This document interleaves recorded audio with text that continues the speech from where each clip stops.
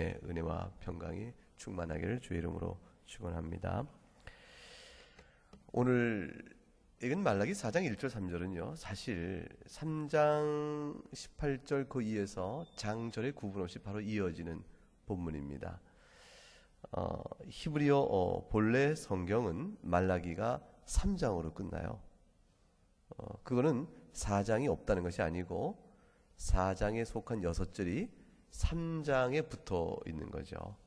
그러니까 3장 우리가 18절 끝났는데 4장이 6절까지 포함해서 3장 이렇게 되어 있습니다. 그런데 내용이 그러니까 전체로 하나의 단위죠. 하나의 단위지 끊어진 단위가 아닙니다. 번역본들이 이거를 3장 18절에서 4장 6절을 분리해내는 바람에 우리가 장이 끊어져 있습니다만 원래 성경의 장절의 구분은 내용을 파악하는데 끊어서 읽어야 될 어떤 메시지를 주려고 한 것은 아니에요. 그러니까 장절에 매일 필요가 없습니다. 성경의 장과 절의 구분이 언제부터 있었을까? 그런 생각 궁금해 하신 적 있죠? 원래 성경에 처음에는 큰 단위별로 내용 단락별로 이렇게 크게 툭툭 끊어져 있어서 창세기는 어떻게 되느냐?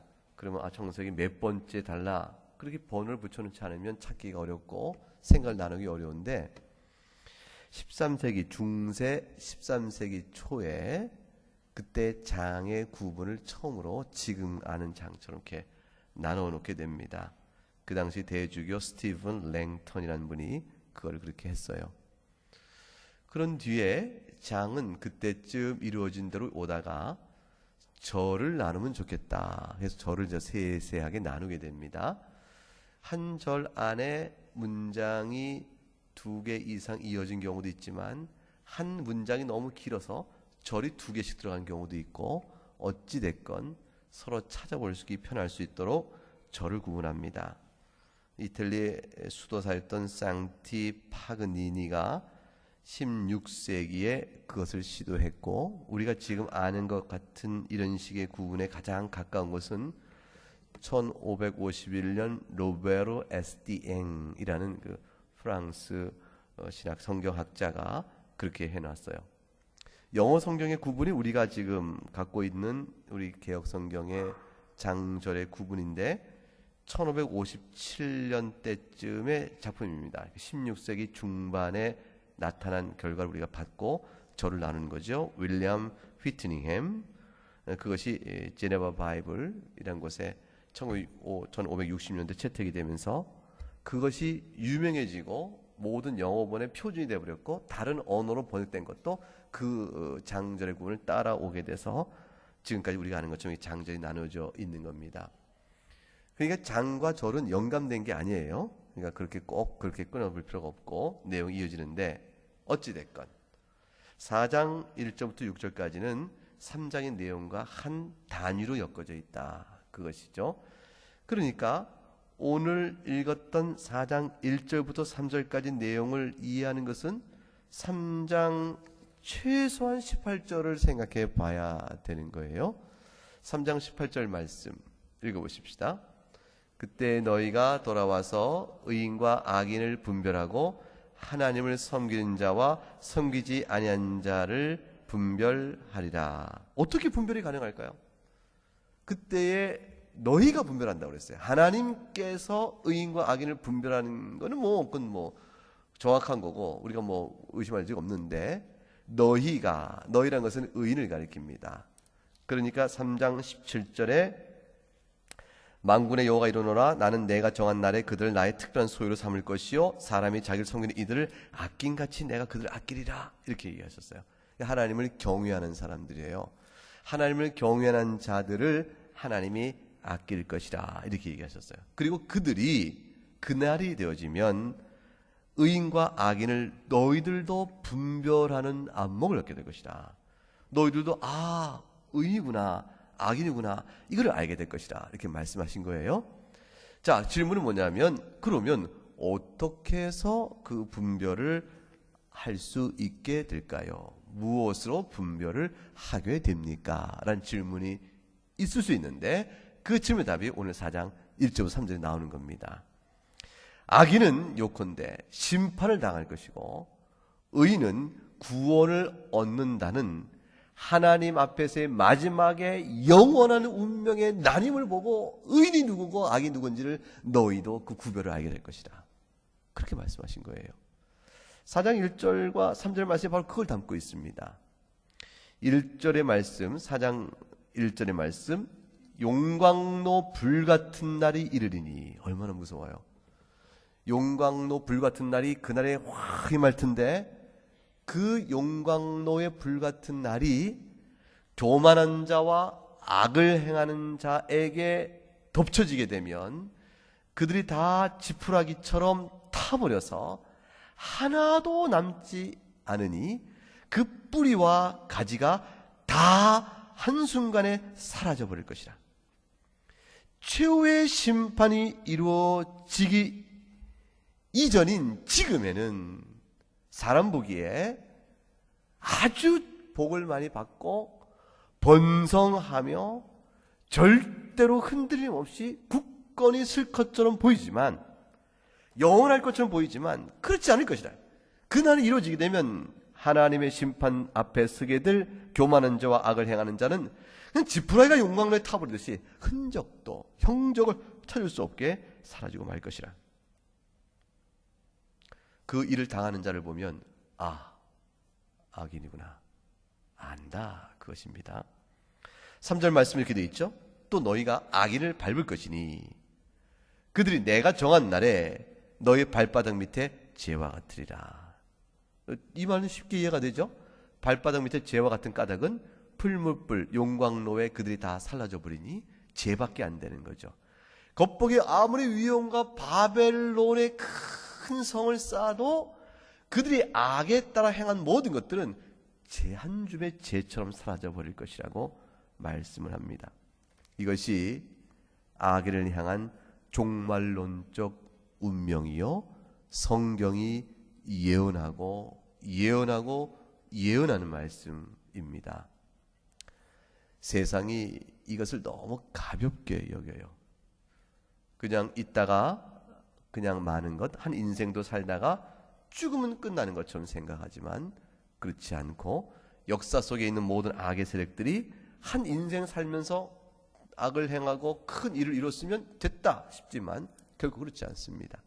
하나님께서 오늘 본문 말씀을 통해서 여호와를 경외하는 자와 하나님 앞에 교만하고 악을 행한 자 사이에 철저하고 완전한 분리요, 심판이요, 그를 통한 완전한 운명의 갈림길이 있을 것임을 선언하시고, 그 내용이 뭔가? 풀무불 속에 지푸라기 타듯 타버리는 영원한 멸망의 심판이라, 그것입니다. 이 멸망의 심판이 한순간에 타버려서 끝나버리면 그러면 존재가 사라지니까, 상상을 한번 해보세요. 그 쇠를 녹이는 뜨거운 불 속에 던져졌을 때 그 고통이 몇 초를 갈까? 그 금방 사람이 충격 속에 의식을 잃고 그냥 타버릴 거예요. 그러니까 고통이 짧은 기간 동안에 타서 존재가 사라지고 그걸로 끝난다. 존재의 파멸이죠. 그렇게 될 걸 생각하지만 이 말씀은 심판이 그토록 무섭고 철저할 것을 말씀하는 것이지, 모든 사람이 존재가 멸절되어 심판을 더 이상 받지 않게 되는 때가 온다, 그런 뜻은 아니에요. 모든 영화라도 지푸라기에 타듯이 한 줌의 재가 되듯 그 영광을 자랑했던 그들이 얼마나 비참한 처지로 낮아지게 되며 그것이 얼마나 고통스러울 것인가를 말하고 있는 것이에요. 그러나 영세세토록 고통을 받는다, 주님 말씀하신 그대로. 이것은 존재가 사라짐으로 그렇게 끝나는 형벌은, 심판은 아닙니다. 자, 그러므로 의인과 악인을 분별하게 될 것이다. 그러면 의인은 어떻게 될까요? 의인은, 그 심판 앞에서 의인은 어떻게 될까요? 하나님의 풀무불 같은 무서운 불이 다가와도 의인과는 아무 상관이 없습니다. 이 의인이라는 것은 하나님을 경외하는 자를 가리켜 말하죠. 오늘 보면 4장 2절에 어떻게 다른가를 이렇게 설명합니다. 내 이름을 경유하는 너희에게는 공의로운 해가 떠올라서 치료하는 광선을 비추리니 너희가 나가서 외양간에서 나온 송아지 같이 뛸 것이라 그랬습니다. 여기에서 하나님 앞에 의인이 누굽니까? 그러면 일단 정체성은 뭡니까? 하나님의 이름을 경외하는 자라. 하나님의 이름을 경외하는 자는 어떤 사람입니까? 하나님을 예배하고 하나님의 교훈을 사랑하고 존귀 여겨 순종코자 하며 죄된 자신의 부패성을 알고 하나님의 용서의 자비를 구하고 은혜로 열어주신 용서 대속의 은총 예수 십자가 앞에 나오는 사람들이라.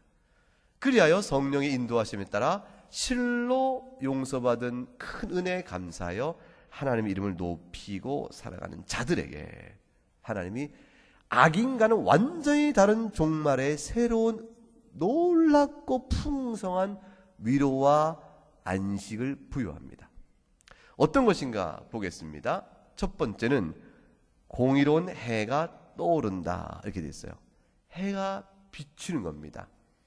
해가 비춘다, 떠오른다는 것은 해가 떠오르기 이전에 어둠의 상태 속에서 해가 떠오름으로 어둠이 빛으로 바뀌게 되고 어둠이 사라지는 것을 의미하죠. 그러니까 거짓과 불의와 불법은 물러나고 진실과 공의와 선이 충만케 되는 역사를 의미합니다. 이것은 굉장히 압도적으로 이루어지기 때문에 그 누구도 이거에 대해서 저항하거나 또는 아니라고 버틸 수가 없어요. 해가 뜨면 어둠은 순간에 사라지잖아요. 이것이 신자에게 주는 위로는 참 커요. 영화 보셨죠? 드라마나. 그러면 이거 성경적 세계관에 맞는 것은 아닌데 우리나라 전설의 고향 그 전설의 설화를 보게 되면 그거 진짜 그렇지 않죠? 천년 묵은 여우는 무섭죠? 천년호 몇 바퀴 막 돌고 착 사람 변해가지고 사람을 홀려서 뭐 죄짓게 하고 뭐 이런 거 나오잖아요. 그런 영화 보면 안 되겠더라고요. 저는 어릴 때 그걸 보고 그 며칠 밤을 잠잘 때 그 영화 생각 때문에 끙끙대고 무서워서 소리 지르고 그랬었어요. 근데 그럴 때도 그저 제 아무리 힘을 써도 어느 때가 되면 힘을 못 쓰고 사라져 버립니까? 동이 트면 힘을 못 쓰고 사라지잖아요. 그 SF나 애들 보는 나도 마찬가지예요. 해가 쫙 비치면 으아 소리 진 다음에 금방 쪼개지고 녹아버리고 흩어져 버리면서 악의 세력이 괴멸되는 그 햇빛으로 인한 영향력을 그렇게 드러내요. 자, 그런 영화나 드라마 내용은 사실 귀신이 뭐 여우가 또는 뭐 드라큘라가 뭐 이런 식의 얘기는 성경적 세계관에 맞지 않아요. 그러니까 영적 세계가 그렇게 되지는 않습니다. 타락한 천사가 있을 뿐 그 타락한 천사가 아니고 사람의 죽은 영혼이 원기가 되어 돌아다녀서 뭐가 돼가지고 해코지하고 뭐 나타나고 그런 거는 없습니다. 전혀 맞지 않는 거예요.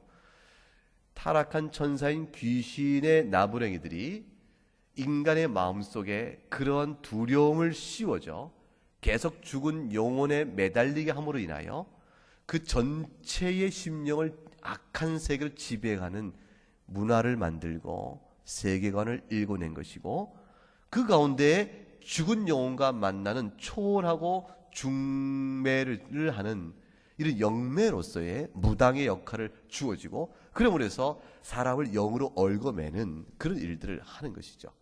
성경에 의하면 전혀 그렇지 못합니다. 예수 그리스도 안에 있는 자에게는 두려울 바가 없고 악인은 그대로 심판의 음부 아래 들어가게 되어 있습니다. 예수님께서 해가 떠오는 거예요. 이 나라에도 우리나라에도 얼마나 그와 같은 마귀의 그 음흉하고 음침하고 두려운 영적 세계의 포로가 되어서 꽉 어둠이 차 있었어요. 그 어둠 차인 곳에 예수 그리스도의 해가 쫙 떠오르면서 복음이 전파되어지니까 한순간에 쫙 이 땅에 밀려나가는 거예요. 그러면서 그 가운데 그 빛을 받은 빛의 포인트가 닿는 곳곳마다 심령들이 막 은혜로 바뀌면서 새롭게 되어서 주 앞에 나오는 살아있는 심령으로 바뀌었어요. 그게 바로 우리들이라 이거죠. 그게 바로 교회이죠. 그 복음이 받는 사람마다 심령이 죽고 어둡고 칙칙하고 포로된 심령이 완전히 빛으로 바뀌어버려서 생기 있고 살아있는 모습으로 바뀌어서 우리가 들어온 겁니다. 우리 심령에는 그리스도의 빛이 꽉 차 있는 거예요. 그래서 어둠이 틈탈 수가 없습니다. 그 해가 떠오르는 사람들은 공의로운 해라고 되어 있어요. 이 공의로운 해는, 공의란 말을 들으면 편안해요? 두려워요? 부담이 됩니까? 그렇습니까? 공의란 말보다 어떤 말이 좋아요? 긍휼, 자비, 사랑, 오래 참으시고 또 선하신 하나님, 이게 훨씬 좋죠. 이때 공의로운 것은 공의의 하나님이 신자에게는 전혀 두려운 하나님이 아니세요. 공의의 하나님이 신자에게는 위로의 하나님이 됩니다. 왜 그러냐면 신자에게는 율법으로 정죄할 공의의 심판에 어떤 흠도 남아있지 않기 때문에 그래요. 그러니까 하나님의 공의의 심판은 그 무기가 뭐냐면 법의 기준이 있어야 형벌을 내릴 거 아니에요. 그 기준이 뭐예요? 율법입니다. 하나님의 거룩한 교훈에 따라 불순종한 자들에게 마땅히 형벌이 내려져야 하는 그것이 바로 공의의 기준인데, 그런데 신자에게는 율법의 정죄가 완전히 끊어진 거예요. 예수 그리스도의 공로로 인해서, 주님의 보혈로 인해서 어떤 율법의 불순종으로 인한 정죄도 우리에게 미치지 않도록 예수님이 다 보호를 하신 거예요. 이게 의롭다함의 은총이에요. 그러니까 나도 아는 내 죄가 하나님의 율법의 정죄를 받아 지옥 형벌에 들어갈 아무 어떠한 근거로도 작용하진 않아요. 이 기가 막힌 은혜입니다. 믿기 어렵죠, 사실.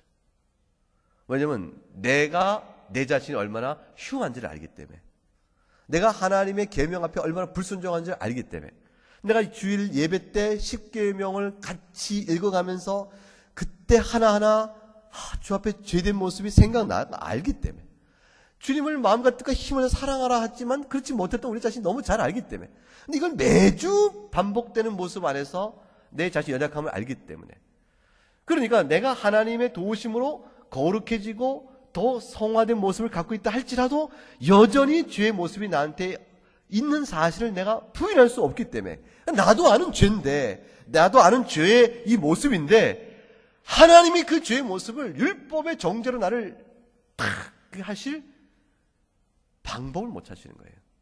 그거는 나의 죄된 모습을 하나님 못 보셔서가 아니고 예수의 보혈로 인해서 나의 정죄되고 흠 있는 모습을 가리워졌기 때문에 그래요. 그게 싹 가리워졌어요. 그래서 우리는 하나님의 공의로움이 우리에게는 심판, 정죄의 심판으로 다가오지 않습니다.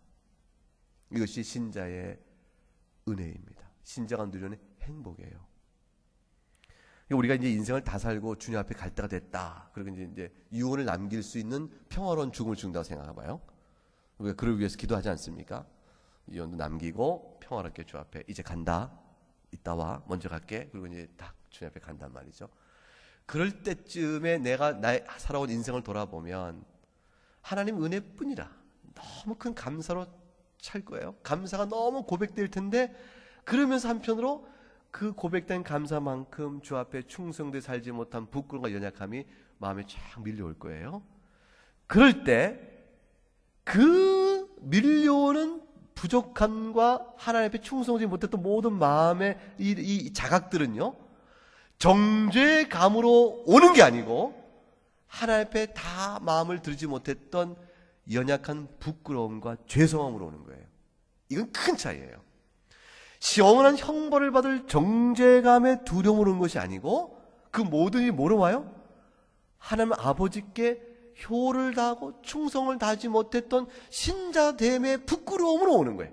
이 부끄러움은 구원 안에 누려지는 죄송함인 것이지, 구원 밖에 있는 자가 형벌에 대한 두려움을 갖는 것과는 다른 거예요. 그 성도는 은혜 아래 있기 때문에 부끄러운 마음을 갖는 것은 마땅한 일이요.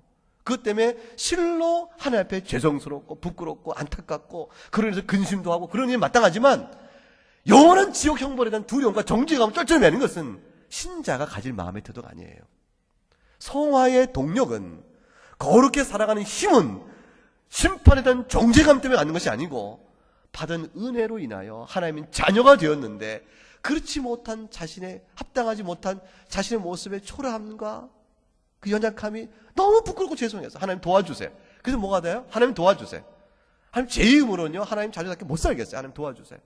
제가 하나님 말씀 앞에 더 가까이 가게 해주시고요 힘도 내게 하나님 도와주세요.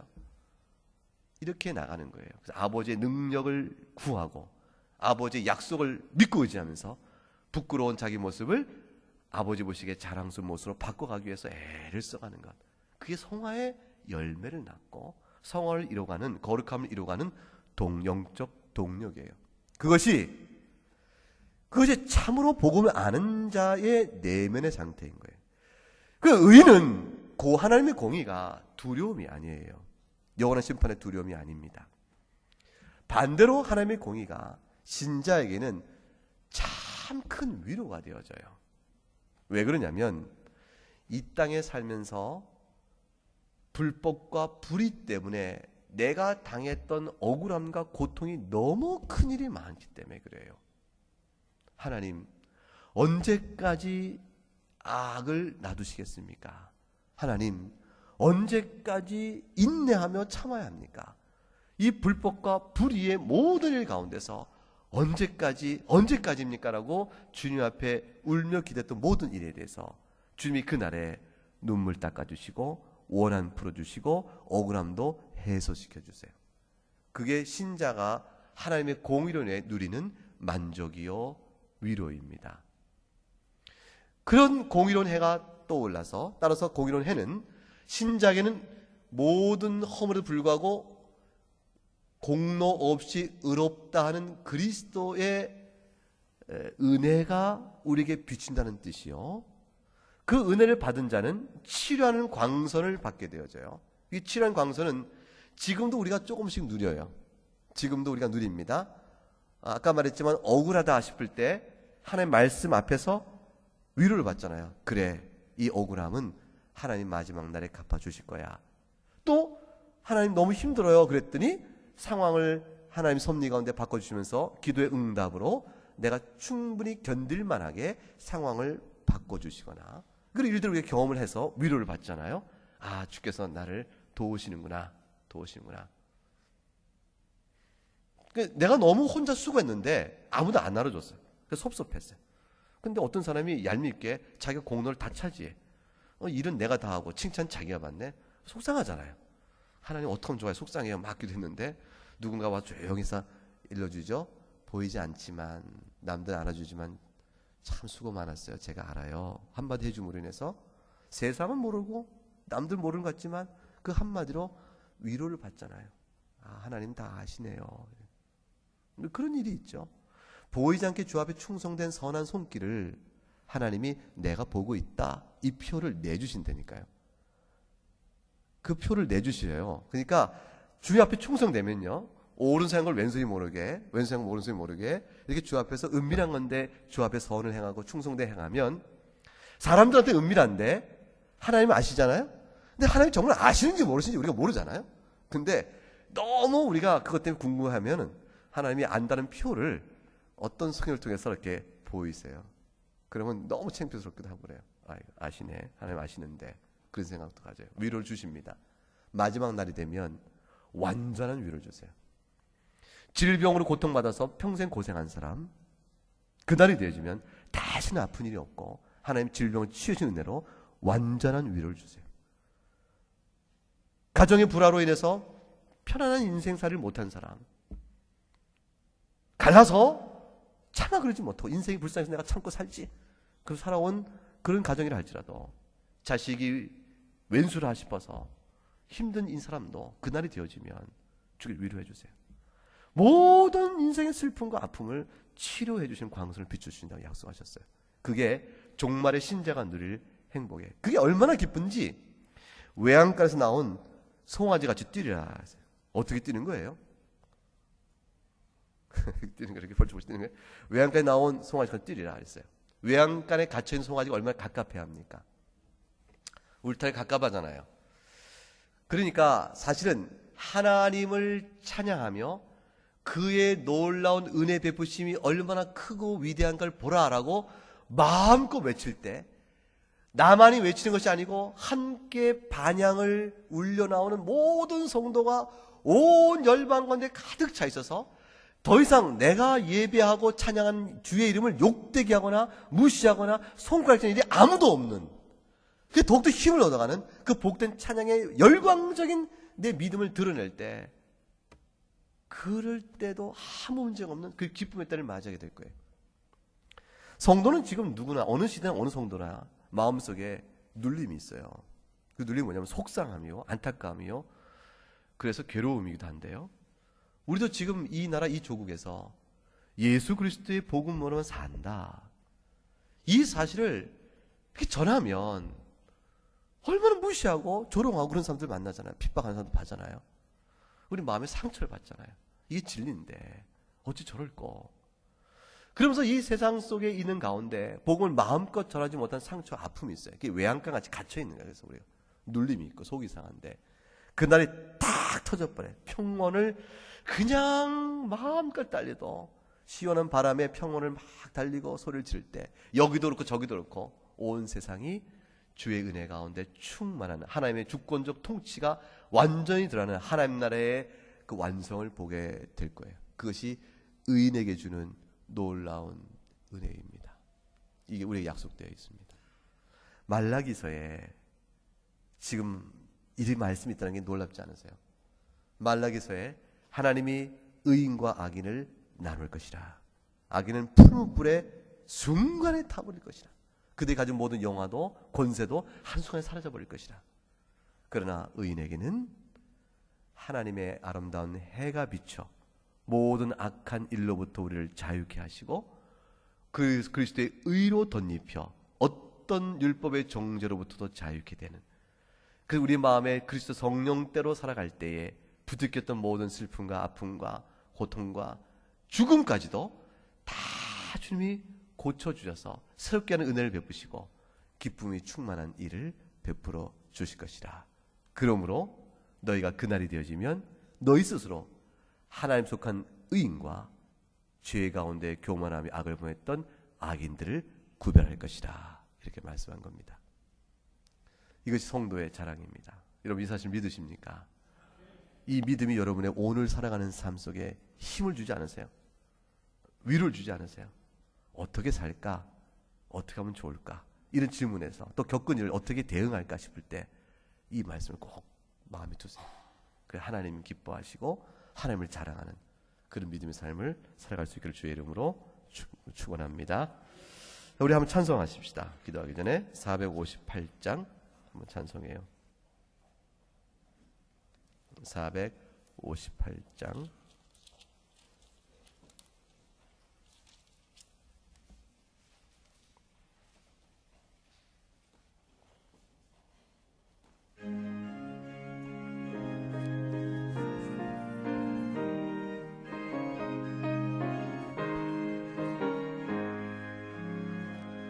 너희 마음에 슬픔이 가득할 때 주가 위로해 주시리라.